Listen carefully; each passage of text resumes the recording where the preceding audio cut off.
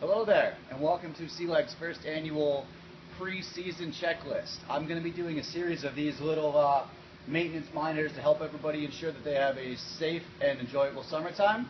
Just going to walk you through some very basic procedures involved in getting the boat out of storage for the first couple uses of the season. Part one of this series is going to be focused on the choke.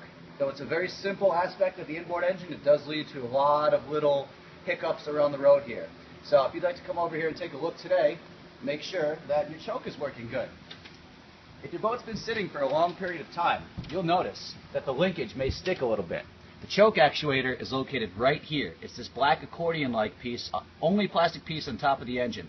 And you can see there's some linkage coming off of that. When you engage the choke on your dashboard, this lever pops out, and you can actually see the mechanisms triggering the choking effect on the carburetor of the inboard engine here. When the boat's been sitting for a long period of time, this linkage tends to stiffen up, causing this to either stick in or for the choke motor to the actuator to fail altogether. So it's very important to check your linkage. Now, my compadre Mike here is going to go up and show what the choke is actually going to do when engaged. You are all probably very familiar with this. However, it's very easy to look over and ignore, and it can lead to some some minor engine hiccups and less smooth operation than we're like. So go ahead and hit the power button, please. And go ahead and choke.